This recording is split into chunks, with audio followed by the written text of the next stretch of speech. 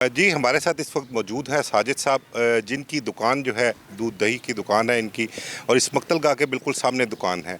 ये वाक़या जिस वक्त रूनुमा हुआ और अलीना जो इस वाक़े में जो है जान की बाजी अपनी हार गई, वो चीखती चिल्लाती हुई जब गैराज तक आती है तो ये साजिद साहब जो थे फ़ौरी तौर पर चीख चिल्लाहट सुनकर जो है मौके पर आते हैं और पूछते हैं मामला क्या हुआ है। तो उनकी ज़बानी पूछते हैं कि इन्होंने क्या देखा और क्या मामला हुआ था। साजिद साहब ज़रा बताइएगा कल का जो वाक़या हुआ है उसके बारे में क्या डिटेल है, क्या तफसीलात हैं आपके पास? जी भाईजान, ये तकरीबन 12-13 दिन हो गए फैमिली आई इधर ना रेंट पे, नया इन्होंने घर लिया। तो माशाल्लाह अच्छा ठीक जा रहे थे, कोई मसला मसाइल नहीं था। तो कल तकरीबन असर तो मगरब दरमियान वाक़या होया है। तो वो वाक़या ये होया, बच्चे उन्होंने जो ना जहर दिता कोई या कोई ऐसी चीज़ थी, बच्चे पीछे गली में ना चीखा मारे ने। तो साथ वाला घर मेरे भाई नासर चट्ठा साहब का, तो उनकी मेड है छोटी सी, तो उन्होंने आवाज़ सुनी तो उसने बताया घर आन के साथ बच्चा ना गली में गिरा और वो चीखे मारा। तो घर वाले ने कहा उनका मामला तेनों की तो अपना चुप कर काम करो अपने घर। तकरीबन 20 मिनट गुजर गए, वो शोर ज़्यादा हो गया।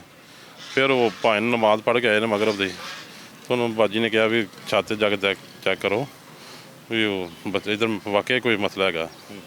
वो चेक किया जाके उन्हें बच्चे गली च पे ने, तो उन्हें असी दरवाज़ा मैं तो नासर ने खड़काया।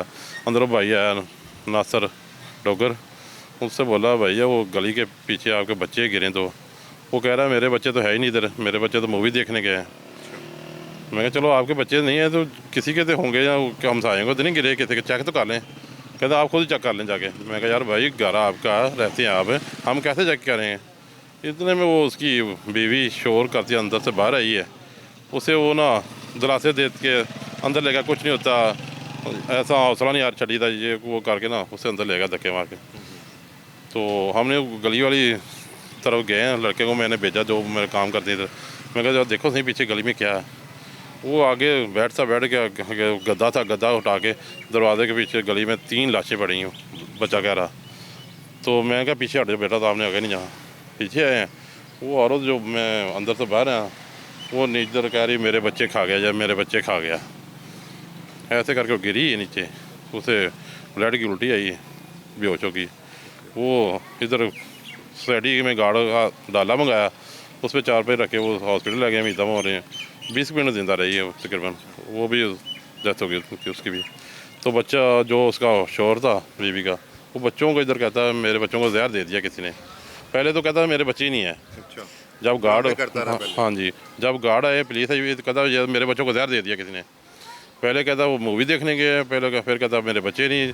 जब पुलिस आई गार्ड आए, फिर कहता ये तो मेरे बच्चे जहर दे दिया। ऐसे चोट डालने लगा। वो पुलिस आ गई, फिर गार्ड 15 पे काफ़ी रौला बन गया। फिर वो आस्ता आस्ता हम पीछे हो गए हैं, हम आगे नहीं गए। वो पुलिस रात को आई, काफ़ी सारे शायद इकट्ठे खाना वगैरह जो भी घर में बना था, जो दस्तरखान में ऊपर पड़ा था, वो लेके चले गए उसके सैंपल वगैरह।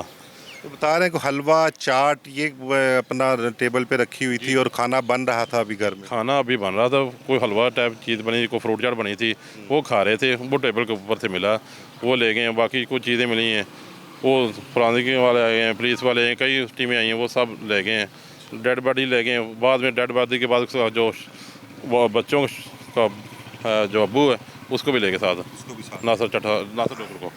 अच्छा साजिद साहब, ये बताइएगा कि 10-12 दिन से ये लोग यहाँ शिफ्ट हुए हैं, तो क्योंकि आपकी दुकान बिल्कुल सामने है इनके, तो आपका इनके साथ कुछ चीज़ें लेने, दूध दही वगैरह को लेने आते होंगे, कोई बातचीत होती है? किस किस्म के लोग थे ये? यही तो हैरान की बात है। तकरीबन देखो ना, 3 बच्चे थे उनके। तकरीबन 10 तारीख को फैमिली आई है, 17 दिन 7 दिन हो गए। 7 दिन में मैंने इस मार्केट में बाहर नहीं आते देखा, ना दूध ना दही ना लस्सी ना कोई फ्रूट ना कोई सब्ज़ी नहीं लेने आए। इन ड्राइव सुबह आती थी, उस पर जाते थे, शाम को इन ड्राइव मंगाते, उस पर बैठ के जाते, खाना खा के अंदर आ जाते। बाहर मैंने किसी से नहीं देखा, ना वो बाहर निकले बच्चे निकले, ना वो वालिद निकला, ना उसकी वालदा निकली। आपकी शॉप पर नहीं आते थे? नहीं, कभी नहीं कोई चीज़ लेने के लिए नहीं आए? वैसे अंदर बाहर आते जाते आपने देखा है खातून बुर्का लेके, क्या अपना गेटअप था उन लोगों का? जब वो मार्केट जाती है औरत, माशाल्लाह बाशाऊर थी, वो बुर्का पहनती थी, उस पर दुपट्टा था, बच्ची के सर पे दुपट्टा होता था, जो बहुत अच्छे तरीके से सादा से कपड़े पहनती। मैं सामने देखता, सब नज़र आता, बड़े प्यारे तरीके से आते जाते थे, कोई मसला नहीं थी।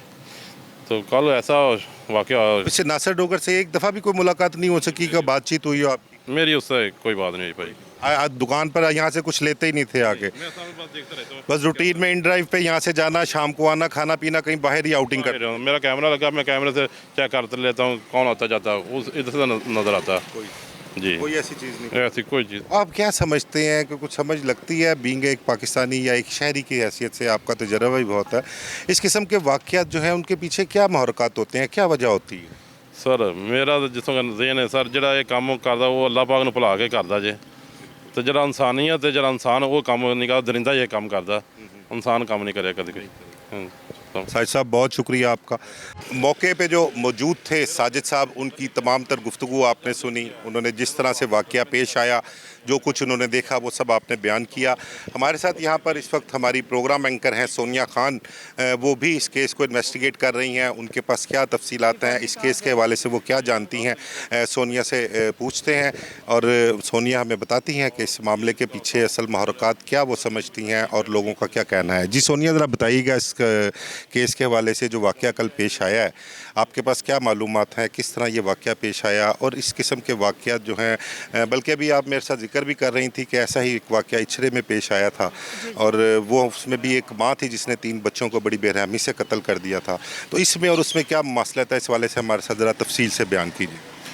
अस्सलाम वालेकुम। सबसे पहले तो अच्छा सर, मैं जब से यहाँ पे आई हूँ तो आपने भी सुना होगा कि यहाँ पे बहुत सारे लोग ऐसे हैं जो जो यहाँ के रिहायशी हैं वो इस फैमिली को नहीं जानते, क्योंकि ये कुछ दिन पहले ही यहाँ पे दुबई से इधर पाकिस्तान में शिफ्ट हुए हैं और ना तो कोई यहाँ पे इनके कोई रिश्तेदार हैं और ना ही इनका कहीं आना जाना था।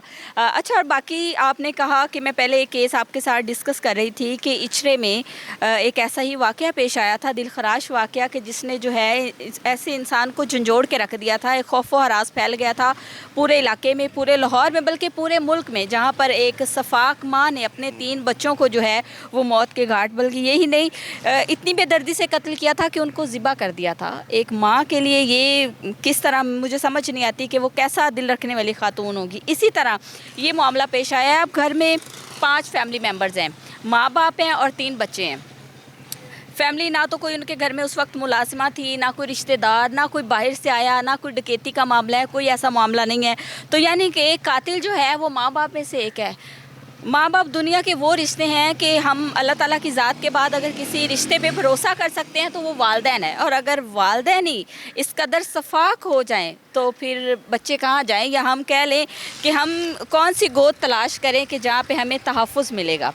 अब फैमिली का, लोगों का बताना भी यही है, और फैमिली 2 तरह की चीज़ें जो है ना वो सामने आ रही। एक तो ये कि जो इस घर का वो सरबराह है, क्या नाम उसका बताया, नासिर डोगर। नासिर डोगर जो है वो बाहर से आया है और ग्रॉसरी करके आया है, एक ये चीज़ है। दूसरी चीज़ ये है कि कुछ लोगों का बताना है कि वो अंदर ही था, खातून जब चीख चिल्ला रही थी तो वो कह रही थी ये शख्स मेरे बच्चों को खा गया, ठीक है। अब ये भी चीज़ है। फिर तीसरी बात ये कि साथ वाले जो घर में मुलाजमा काम करती है, उस मुलाजमा ने जो है चीखो पुकार सुनी है, जिसमें खातून कह रही है कि मेरे बच्चों को बचा लें, मेरे बच्चों को बचा लें। तो ये 3 किस्म की चीज़ें जो है ना सामने आ रही। लेकिन ये बात तो, एक बात तो वाज़ेह है कि कातिल जो है वो माँ बाप में से एक है। अब आप ये सोच रहे होंगे कि मैं माँ का नाम क्यों मुबैना तौर पर ले रही हूँ।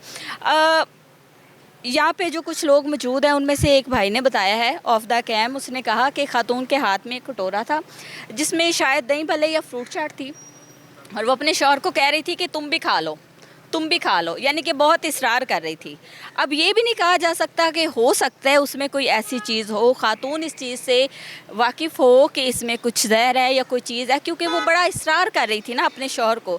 लेकिन दूसरी जानिब ये भी बात है कि एक घर में 4 फैमिली मेम्बर्स हैं और 4 जो हैं वो कुछ ऐसा खा लेते हैं, कोई जहरीली चीज़ खा लेते हैं, उनकी मौत वाक़या हो जाती है। लेकिन 5वां फैमिली मेम्बर जो है वो बिल्कुल सेव है। फिर 5वां फैमिली मेम्बर जो इस घर का सरबराह है, उसके स्टेटमेंट में बड़ा फ़र्क है।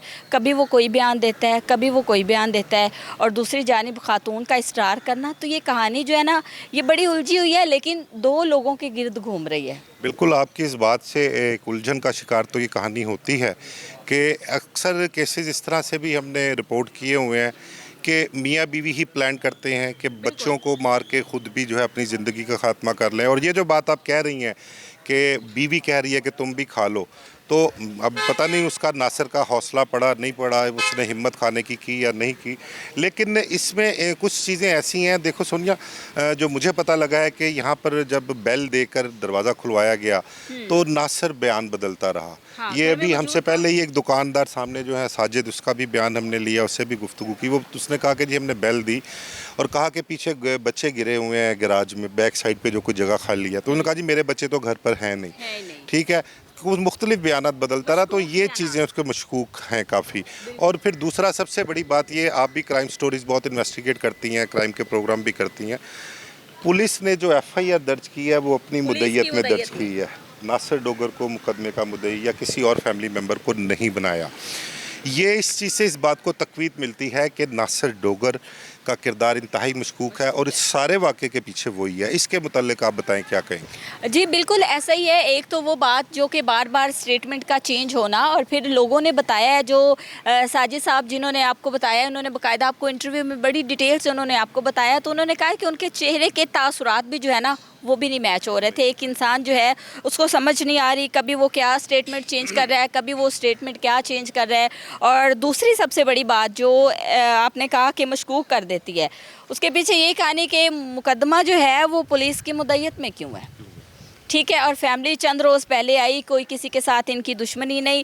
अब गैरत का मामला था या क्या था, खातून के बारे में बताया जाता है कि 40 के करीब खातून की एज थी और आपस में इख्तलाफात, या कि ये तो अब उनकी फैमिली मेम्बर्स, मुद्दई फैमिली बता सकती है। लेकिन जो स्टेटमेंट आई है ना इस घर के सरबराह की, उसने बड़ा जो है ना सबको कंफ्यूज कर दिया है कि मामला जो हैं वो उलझते जा रहे हैं सुलझने के बजाय। तो मेरे ख्याल में पुलिस की जानिब से भी अभी इस तरह की कोई स्टेटमेंट जो है वो सामने नहीं आई जिससे वाज़ह हो सके कि वाकई जो शौहर है, वो बच्चों का बाप है, वही मुबैना तौर पर कातिल है या कातिल कोई और है। सोनिया देखो ना, आपने बात की कि गैरत के नाम पे भी ये कत्ल हो सकता है। अगर गैरत के नाम पे ये कत्ल है तो उसको चाहिए था कि अपनी बीवी के मुतल्लिक सोचता। बिल्कुल। बच्चे मासूम, 16 साल का बड़ा बेटा है, 11 साल की एक बेटी है, 9 साल का एक बेटा है। तो इतना अरसा बच्चों को जिनको पाल पोस कर बड़ा किया है, उनकी जान ले लेना, इसके पीछे क्या कहानी? हमें तो जो चीज़ें समझ आती हैं या जो हम देखते हैं वो ऐसा लगता है कि भाई अगर किसी शकील कल्ब इंसान, इंतहाई बदबख्त इंसान जो हो, उसको इस चीज़ का शुबा हो कि ये बच्चे शायद मेरे भी नहीं हैं, फिर वो इस किस्म का स्टेप लेता है। वही ना, अब फैमिली की जानिब से कोई स्टेटमेंट सामने आए ना, वाज़ेह तौर पे फैमिली बताए कि पहले मियाँ बीवी के रिलेशनशिप कैसे थे, जब ये पाकिस्तान से पहले दुबई में रहे हैं वहाँ पे इनके हालात कैसे थे। और फिर सबसे बड़ा सवाल ये पैदा होता है, मैंने आपको स्टार्ट में एक केस का हवाला दिया था इचरे का। अब जो सानिया इचरा था उसमें खातून के किसी और के साथ ताल्लुकात थे, जो कि बाद में वाज़ेह भी हो गए कि खातून जो है किसी और के साथ इन्वॉल्व थी। तो माइट भी पॉसिबल, मुबैना तौर पर हो सकता है कि शौहर के इस तरह के कोई दूसरी खातून के साथ कोई ताल्लुकात हों या क्या, क्योंकि वो कहते हैं ना कि ऐसा इश्क जो होता है ना, कहते हैं कि इश्क उम्र के किसी हिस्से में भी हो जाता है और इंसान को अंधा कर देता है, लेकिन ऐसा इश्क इंसान को गंदा कर देता है जिसमें आप अपनी खूनी रिश्तों की ही तमीज़ भूल जाते हैं। लेकिन ये तो अब हमारी अपनी राय है ना, अभी तक हम ये सोच रहे हैं कि ये हो सकता है, क्योंकि माजी में हमने चंद एक ऐसे केसेस जो हैं वो देखे हैं जिसमें ये सारी चीज़ें दूसरी खातून का या दूसरे मर्द का इन्वॉल्व होना जो है वो ज़्यादा पाया गया। तो उन चीज़ों को, उन मुहरकात को देखते हुए हमें कुछ इस तरह से लग रहा है कि हो सकता है कोई इस तरह के मामलात हों।